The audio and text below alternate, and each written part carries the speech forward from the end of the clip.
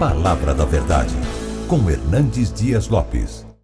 Irmãos amados, vamos abrir a palavra, por gentileza, no Evangelho de Cristo, conforme o registro de Marcos, capítulo 16. Marcos 16, versículo 7. Marcos 16, versículo 7. Eu queria que toda a igreja lesse comigo esse texto. Vamos juntos.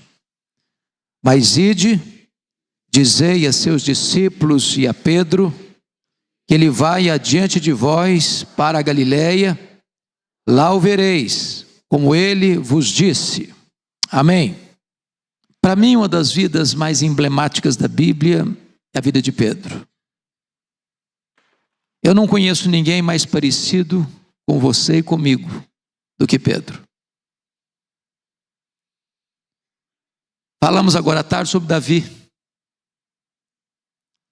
um dos expoentes do Antigo Testamento. Agora falaremos sobre Pedro, um dos expoentes do Novo Testamento. Pedro foi um homem que teve experiências incríveis e intensas com o Senhor. Ele nasceu em Betsaida, ali às margens do mar da Galileia, filho de João. Ele era irmão de André. Ele foi pescador, ele foi até um empresário de pesca, e ele foi chamado por Jesus para ser discípulo, para ser pescador de homens. Ele andou com Jesus, ele escutou Jesus, ele viu Jesus fazer milagres, ele viu Jesus levantando paralíticos, ele viu Jesus curando cegos, ele viu Jesus curando mudos e surdos, ele viu Jesus purificando leprosos, ele viu Jesus ressuscitando mortos. Esse homem foi um líder. Todas as listas dos apóstolos do Novo Testamento, ele encabeça todas elas. Líder natural. Um homem de temperamento quente. Às vezes, falava antes de pensar. Um homem contraditório às vezes. Um homem de altos e baixos. De avanços e recuos. De subidas e quedas. De coragem e covardia. Um homem que era capaz de fazer declarações belíssimas sobre Jesus. Tu és o Cristo, Filho do Deus vivo. Para depois tentar afastá-lo do projeto de Deus. Capaz de fé robusta. Se és tu, manda-me ir ter contigo por sobre as águas. Para depois naufragar. Capaz de fazer promessas. De fidelidade inegociável. Em que todos te abandonem e eu jamais. Para em seguida negar Jesus covardemente. Antes de você criticar Pedro, eu quero dizer que Pedro habita em você. O sangue dele corre em suas veias. A medula dele está em você. O coração dele bate no seu peito. Aqui eu quero examinar com vocês, à luz desse texto, que trata da restauração dele. Em primeiro lugar, se ele precisa restaurar, é porque caiu. E quais foram as causas da queda de Pedro? E por que estamos examinando isso? Os sermões chamados biográficos, né, pastor Erival, parece que são mais fáceis para a gente do que um sermão de uma nomenclatura ou de um tema, porque a gente se identifica com a pessoa. Nos vemos no rosto da pessoa. E a pergunta é, por que esse homem caiu? Quais foram os degraus que esse homem desceu na sua queda? E eu queria hoje que vocês tivessem Bíblia aberta, porque para a gente assimilar não basta ouvir. Quando você ouve e você vê, você cresce na assimilação.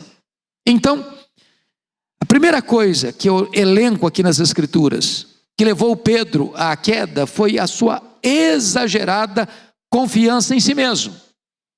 Então agora vamos abrir a Bíblia para olhar isso.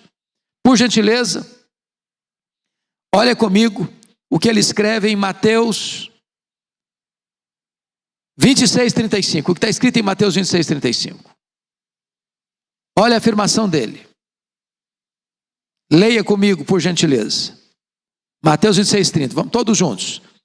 Disse-lhes Pedro: ainda que me seja necessário morrer contigo, de nenhum modo te negarei. Todos os discípulos disseram o mesmo. Quando ele diz, ainda que me seja necessário morrer contigo, de nenhum modo te negarei, ele estava confiando no seu taco. Eu tenho estrutura. Eu tenho compromisso. Eu tenho coragem. Eu faço.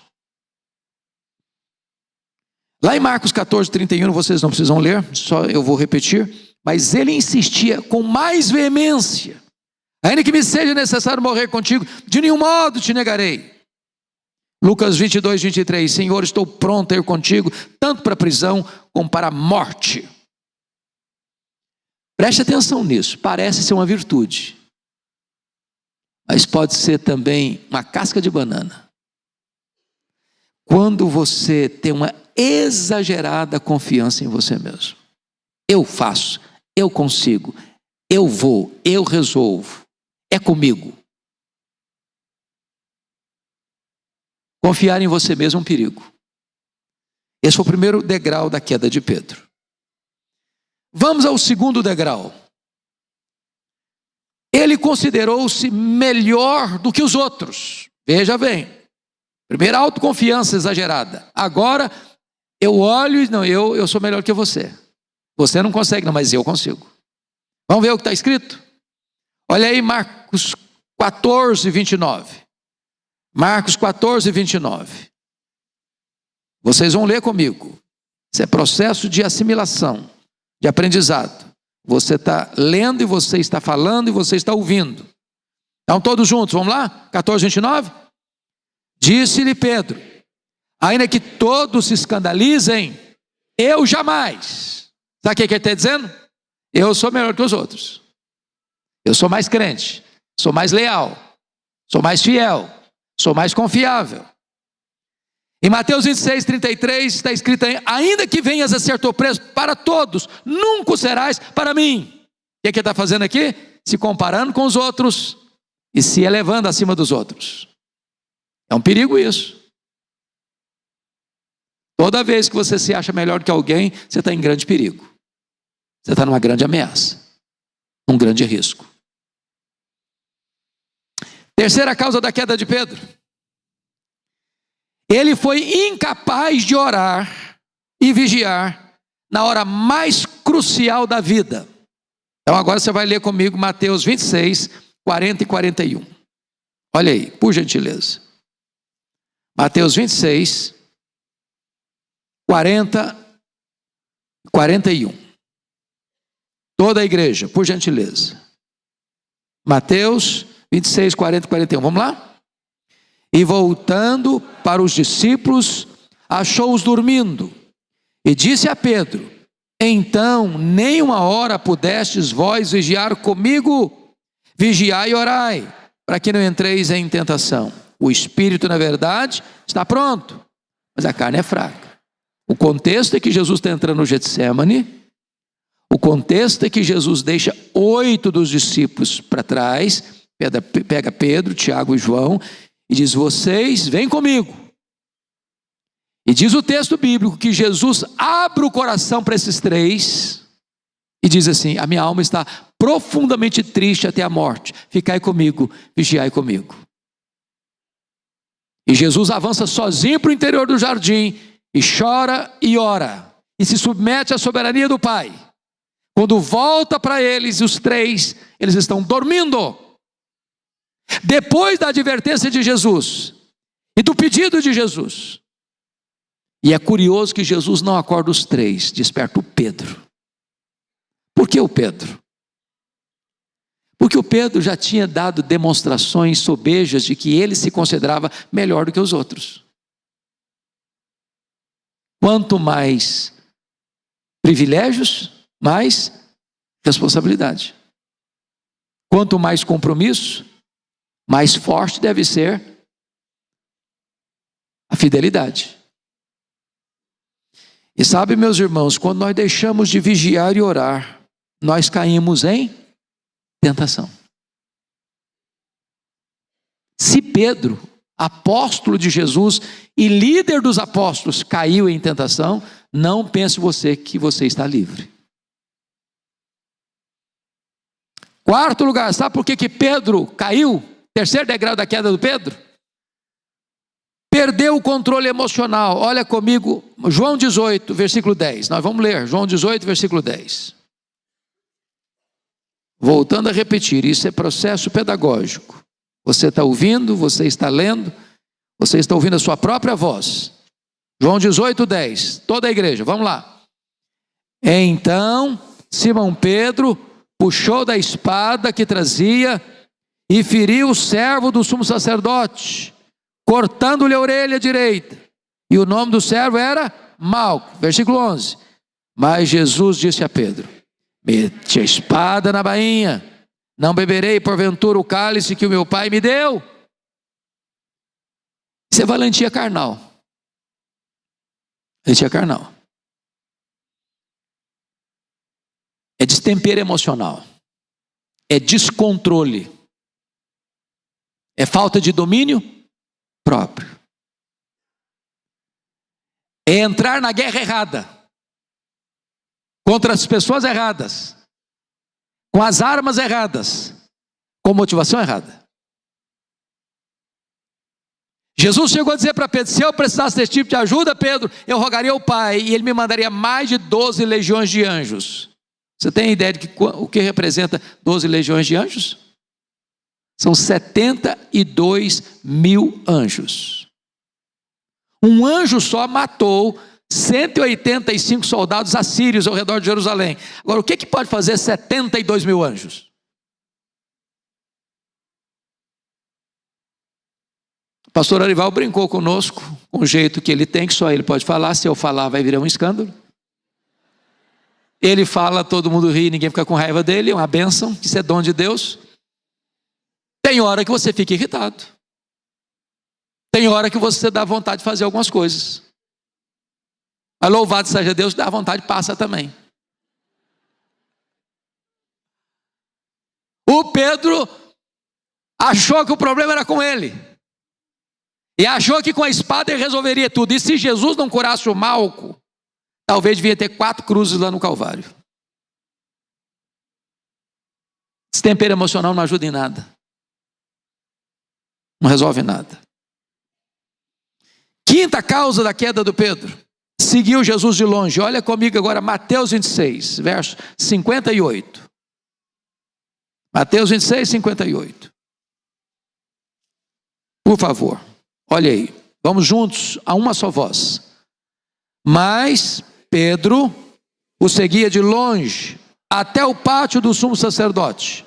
E tendo entrado, assentou-se entre os serventuários para ver o fim. O que é seguir Jesus de longe? Eu não quero perder Jesus de vista, mas também não quero compromisso. Eu não estou assim a ponto de largar a igreja. Não.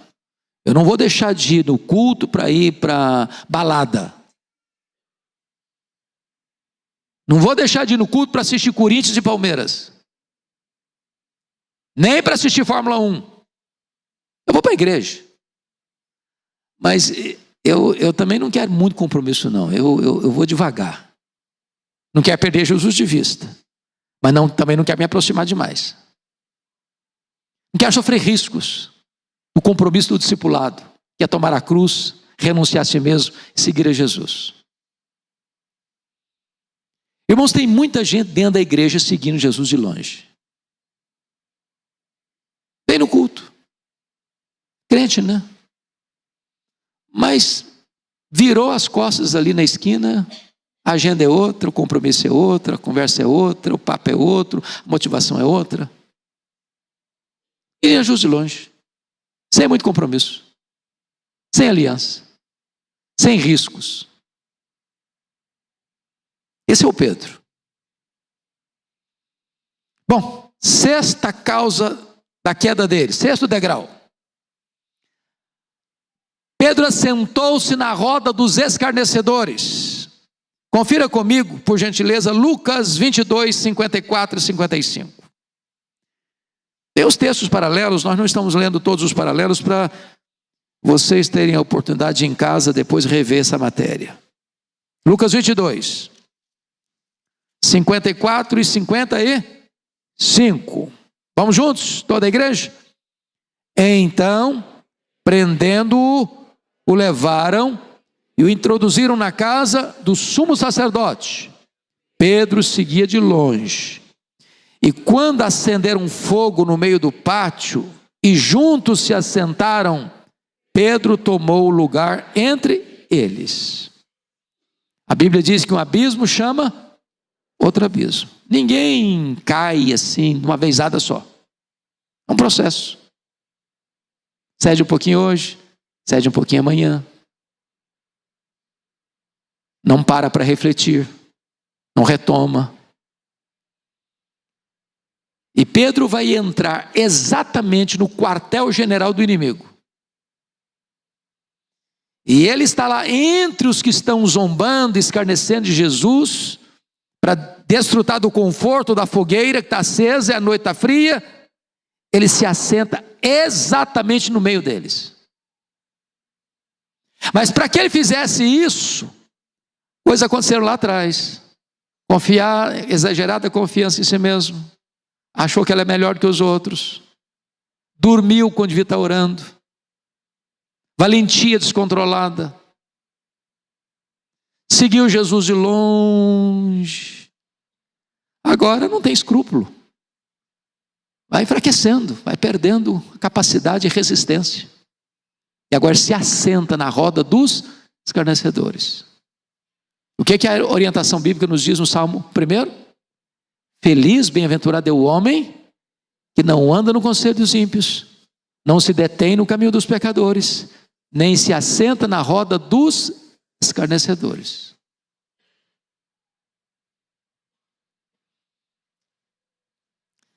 Houve uma época, pastor Ival, que lá em Vitória nós fizemos uma programação inusitada, até arriscada, diria.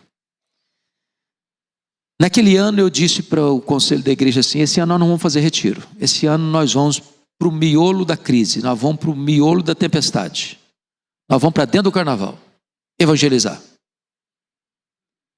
Alguém falou: pastor, mas não dá para evangelizar no carnaval não, é complicado demais. Sabe qual a conclusão que nós chegamos? 30% das pessoas que estão nas passarelas, bebendo, correndo atrás de um trio elétrico, fumando, bebendo e drogando, passaram por uma igreja evangélica. São chamados crentes desviados. E quando nós chegávamos para abordar a pessoa na rua, no meio da confusão, a pessoa desatava a chorar. Nós a levávamos para um lugar mais íntimo, secreto, orar por ela. E ela, em lágrimas, voltava para casa, se arrependendo do seu erro. É um processo. Processo. Daqui a pouquinho a pessoa está lá no meio da coisa. Crente, servo de Deus. Foi cedendo pouquinho a pouquinho. Mas o último degrau da queda do Pedro foi que ele negou Jesus 3 vezes. Abra sua Bíblia em Mateus 27, por favor. Aliás, Mateus 26. Mateus 26, por gentileza. Versos 60 a 62. Mateus 26, 70, 72 e 74. São 3 versículos, porque é um crescendo, e você vai entender por quê. E só Mateus coloca esse crescendo aqui, tá? Por isso nós estamos lendo Mateus. Então, primeiramente, vamos ler Mateus 26, 70. Toda a igreja comigo. Ele, porém, o negou diante de todos, dizendo: não sei o que dizes. Só até aqui. Ele negou diante de todos. Eu não sei o que dizes. O que foi dito para ele? Também tu estavas com Jesus o Galileu. Ele negou diante de todos. Eu não sei o que vocês estão falando.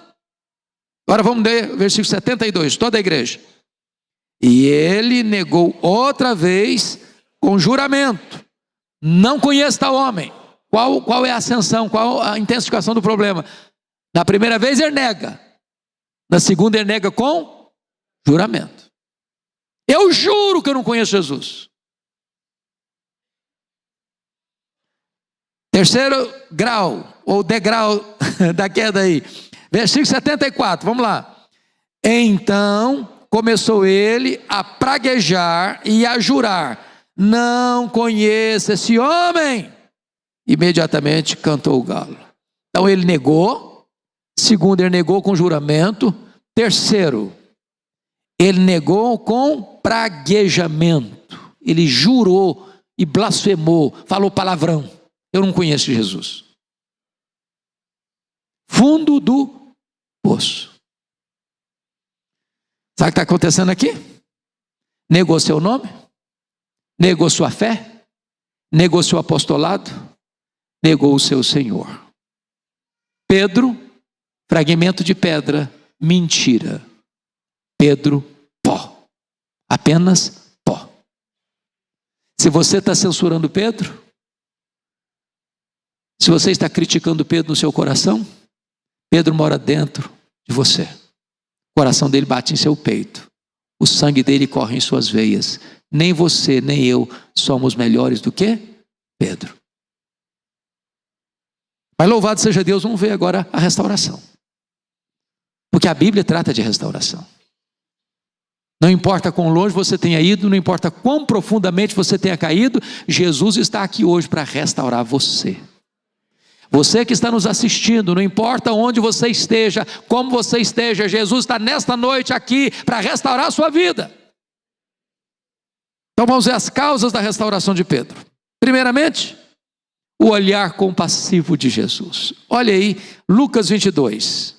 Abra aí, Lucas 22, 60 a 62. Lucas 22.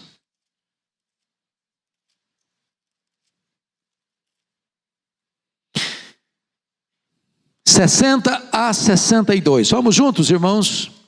Mas Pedro insistia: homem, não compreendo o que dizes.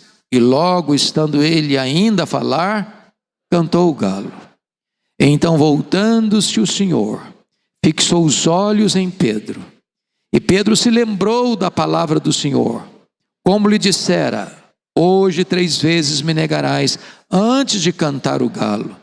Então Pedro, saindo dali, chorou amargamente. Oh, meus irmãos, eu fico imaginando esse olhar de Jesus.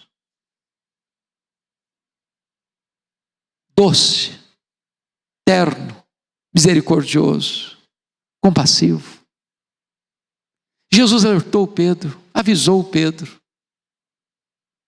E o Pedro, cheio de autoconfiança, se julgando melhor que os outros, dormindo na maior batalha da vida, seguindo Jesus de longe, se infiltrando no meio dos blasfemadores, dos escarnecedores, negando Jesus publicamente, em graus cada vez maiores. E agora, no auge da sua queda, ou no mais profundo da sua queda, melhor dizendo, Jesus olha para ele.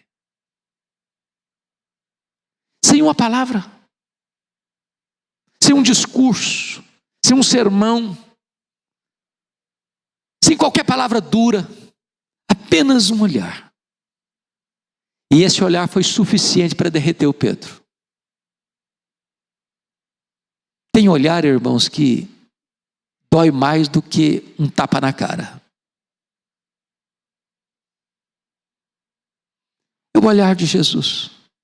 Tão doce, tão meigo, tão gentil. Como diz o cântico: vivi tão longe do Senhor, assim eu quis andar, até que eu encontrei a luz no seu divino olhar. Seu maravilhoso olhar, transformou o meu ser, todo o meu viver. Seu maravilhoso olhar. Segundo degrau para a restauração de Pedro foram as lágrimas do arrependimento. Olha comigo, por gentileza. Marcos 14, 72. Vá comigo para lá. Marcos 14, 72.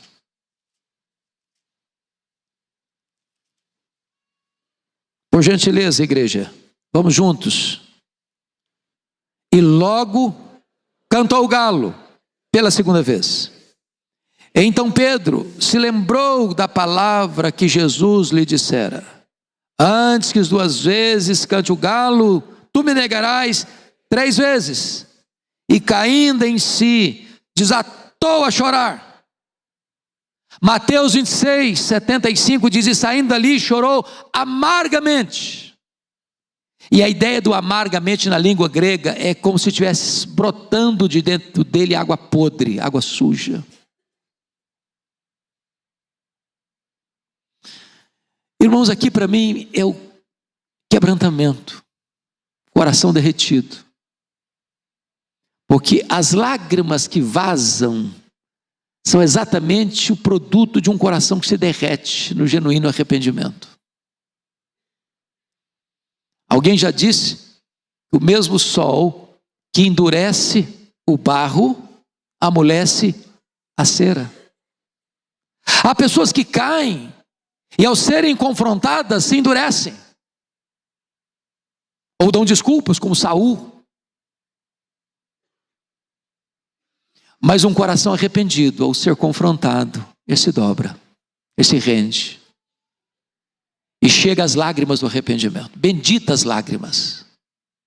É nessa conjuntura, né, pastor Arival, que está lá nas bem-aventuranças. Bem-aventurados os que choram, porque serão consolados. Ali não é o choro do desespero, ali não é o choro do remorso, ali não é o choro porque fui flagrado num erro que não podia ser flagrado, não, ali é o choro do arrependido. Choro do arrependimento. Terceiro degrau de Pedro, nesse processo da restauração, a procura de Jesus por ele. Vamos voltar para Marcos 16, versículo 7. Nós já lemos, mas vamos ler de novo. Marcos 16, 7. Leia comigo, toda a igreja. Mas ide, dizei a seus discípulos e a Pedro, que ele vai adiante de vós para a Galileia. Lá o vereis, como ele vos disse. Eu fico encantado com esse versículo. Porque na verdade, esta palavra é uma palavra do anjo às mulheres da Galileia. E é um recado de Jesus. Mas Pedro era discípulo e, aliás, o líder deles. É uma redundância, é um pleonasmo. Dizer, ide, dizer aos seus discípulos e a Pedro. E Pedro já é discípulo. Ele está incluído no grupo dos discípulos. Aliás, ele é o líder dos discípulos. Mas Jesus menciona especificamente o nome dele. E por que o faz? Porque certamente para Jesus, Pedro, nas suas angústias, nas suas quedas múltiplas, não se sentia mais discípulo. Em outras palavras, é como se Pedro dissesse que para mim não tem mais jeito, fim de linha. Acabou. Eu fui um fracasso. Eu decepcionei. Eu fui reiteradamente alertado e eu caí assim mesmo. Eu fracassei. Não dá mais para levantar, não dá mais para erguer a cabeça, não dá mais para ser discípulo. Ele desistiu de Jesus, mas Jesus não desistiu dele. Isso é maravilhoso, sabe por quê? A graça de Jesus é maior que o nosso pecado. Talvez você diga: meu Deus, eu fracassei, eu caí. Meu Senhor, eu envergonhei o teu nome. Meu Senhor, quão profundamente eu caí. Eu quero dizer para você que Jesus está aqui nesta noite para restaurar você, para levantar você, para colocar você de volta no caminho da fidelidade, da graça, da salvação. Jesus está no seu encalço, procurando você.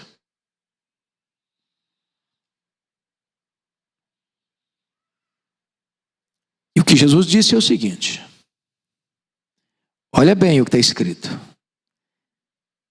E dizei aos seus discípulos e a Pedro que ele irá adiante de vós para a Galileia, lá o vereis, como ele vos disse. Por que Galileia? Estão em Jerusalém. Sabe qual a distância de Jerusalém a Galileia? 154 quilômetros. Essa jornada era feita a pé. E Galileia é o lugar onde ele nasceu. Galileia é o lugar onde ele viveu. Galileia é o lugar onde ele casou. Galileia era o lugar onde ele trabalhava. Galileia era o local onde Jesus o havia chamado para ser discípulo, para ser pescador de homens. Jesus está levando de volta às origens, ao começo. Diz: meu filho, onde eu chamei você, eu vou restaurar você. Eu chamei você, você fracassou, mas eu vou começar tudo de novo na sua história. Eu vou lhe dar uma segunda chance, eu vou lhe dar um segundo tempo, eu vou lhe dar uma nova oportunidade. Eu vou restaurar você lá na Galileia.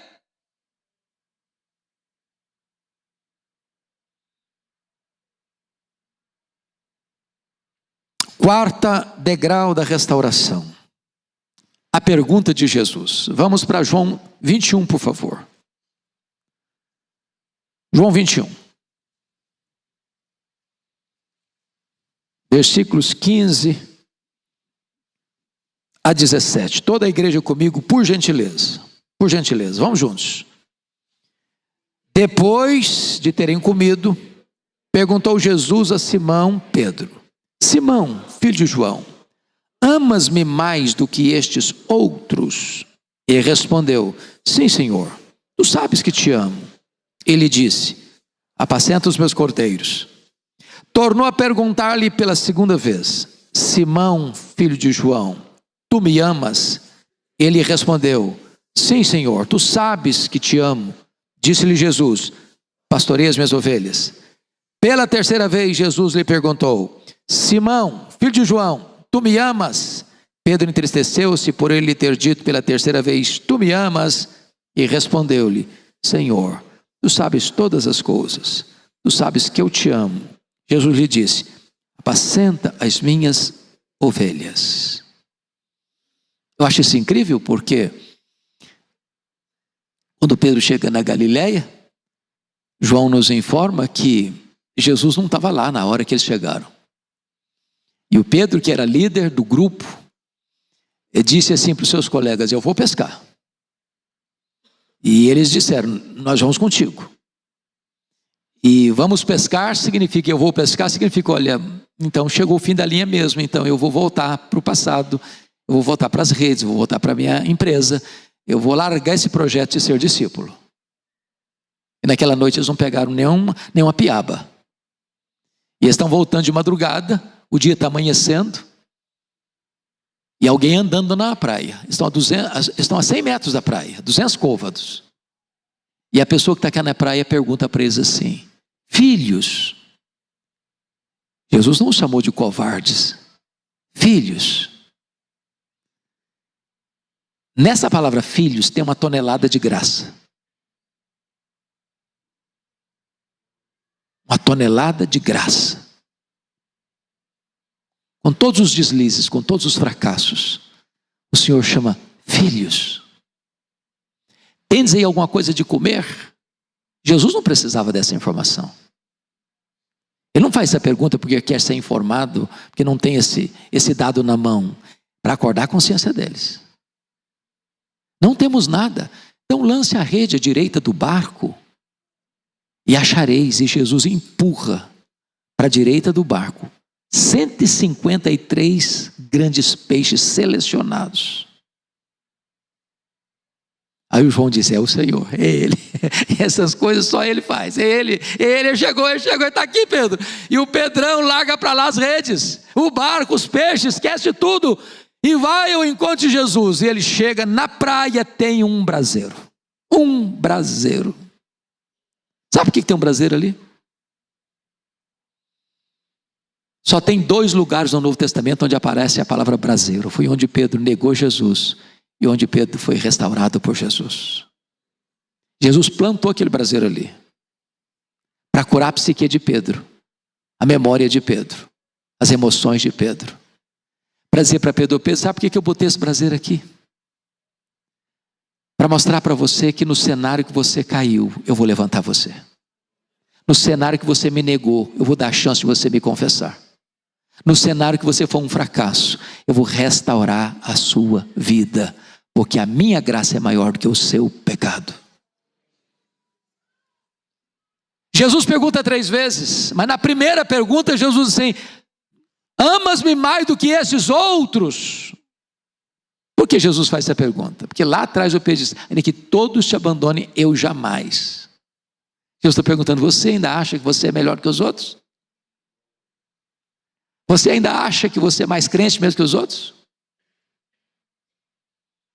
Jesus pergunta 3 vezes, porque 3 vezes Pedro havia negado a Jesus. Para cada negação de Jesus, a graça é suficiente para levantá-lo. Porque onde alguém ama Jesus, tem chance de recomeçar. Eu fico pensando, pastor Orival, se fosse um presbitério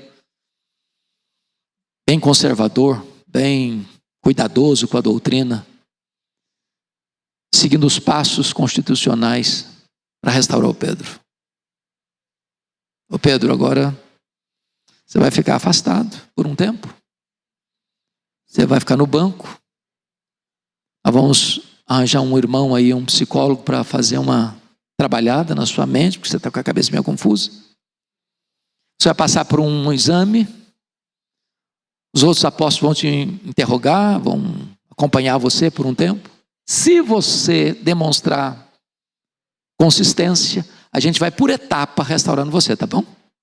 Você começa a frequentar a igreja, depois você tem licença para começar a pregar, depois você pode fazer mais alguns atos pastorais. Então no final, depois de um tempo, você é restaurado. A única exigência que Jesus exigiu, ou pediu, ou requeriu de Pedro foi essa: tu me amas?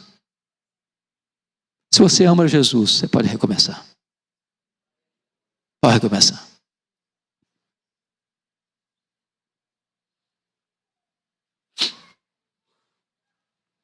Quinto lugar, a restauração de Jesus. Olha o versículo 17b. 21, 17b. Apacenta as minhas ovelhas. No versículo 15, apacenta os meus cordeiros. Versículo 16, pastoreia as minhas ovelhas, apacenta as minhas ovelhas. Sabe o que significa isso?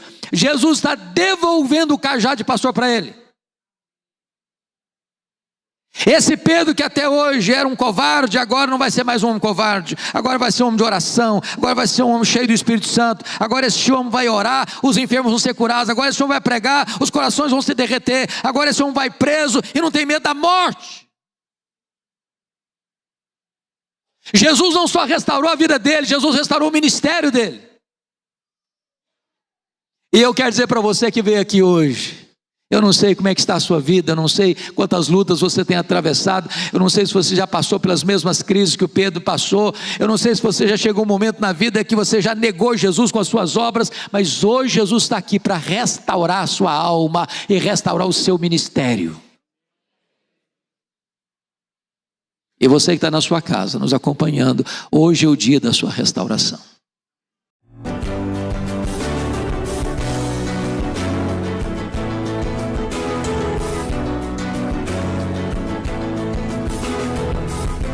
Palavra da Verdade, com Hernandes Dias Lopes.